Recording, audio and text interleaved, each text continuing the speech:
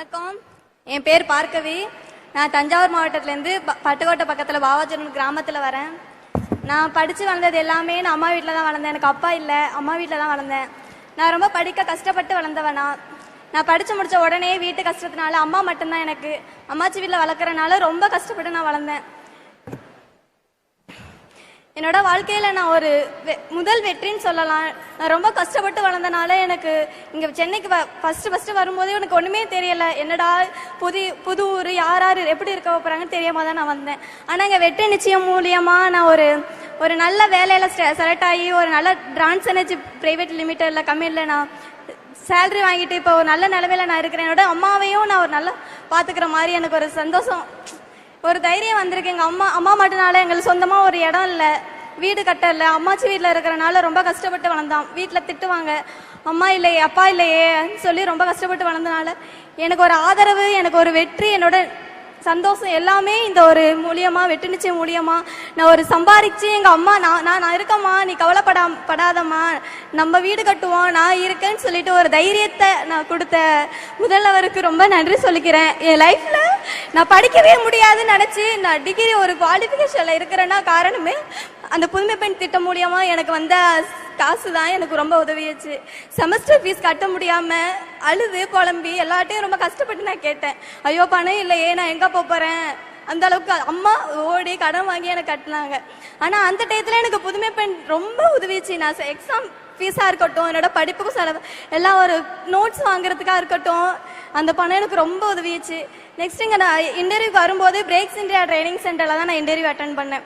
அங்கே வந்ததுக்கு அப்புறம் தான் எனக்கு தெரிஞ்சிச்சு இந்த மாதிரி வெற்றி நிச்சயம்னு ஒரு ஸ்கீம் எனக்கு அறிமுகப்படுத்தினாங்க.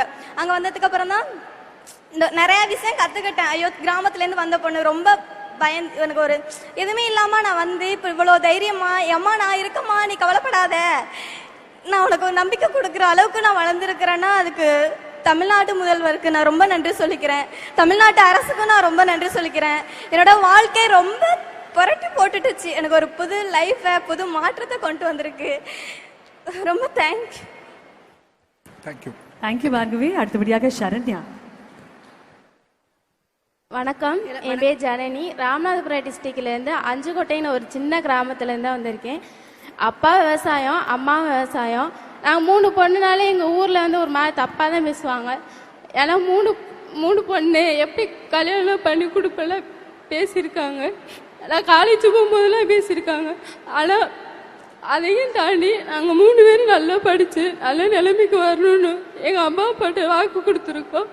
அதே மாதிரி எங்கள் அக்காவுக்கு இப்போ மேரேஜ் ஆக போகிறதுனால வீட்டில் இருக்காங்க, வேலை பார்க்க முடியல. இப்போ நான் ஒரு ஆளு தான் வேலை பார்த்து எங்கள் வீட்டில் குடும்பத்தை பார்த்துட்டு இருக்கேன். மழை பெஞ்சா கூட எங்க அப்பா தூங்க மாட்டாங்க, எந்திரிச்சுதான் உட்காந்துருப்பாங்க. ஏன்னா எப்ப வேணா வீடு இடிச்சு விழுவோம். அதனால எங்க அப்பா விவசாயம் பண்ற டயத்துல ரொம்ப கஷ்டப்படுவோம். ஏன்னா சாப்பிட்றதுக்கு அரிசி இருக்காது, ரொம்ப கஷ்டம். வீடு எப்ப வேணா இடிச்சு ரொம்ப நாள் எங்க அப்பா தூங்காம இருந்திருக்காங்க. எங்க அப்பா உடம்பு வலியோட ரொம்ப நாள் தூங்காம இருந்திருக்காங்க. அதெல்லாம் எங்களுக்கு தெரியும். ஆனா நாங்க எங்க அப்பா முன்னாடி காட்டிக்கிறது இல்லை.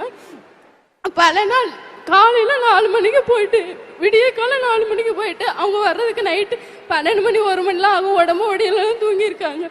ரொம்ப வாட்டி மறந்துக்காம எங்க அப்பா தூங்கவே மாட்டாங்க. அந்த கஷ்டத்துலதான் நாங்க பார்த்துட்டு இதுக்கப்புறம் நாங்க சும்மா இருக்க கூடாது, நல்லபடியா படிச்சு நல்லபடியா பெரிய நிலைமைக்கு வந்து எங்க அப்பா எங்க அம்மா நல்லபடியா பாத்துக்கணும்னு நினைச்சு நாங்க 3 பேரும் நல்லபடியா படிச்சோம். என் தங்கச்சி படிச்சுட்டு இருக்கா, அக்காவுக்கு இப்ப மேரேஜ் ஆக போறதுனால வீட்டுல இருக்காங்க. இப்ப நான் ஒரு ஆள் எங்க அப்பா அம்மா நல்லபடியா பாத்துக்கணும்.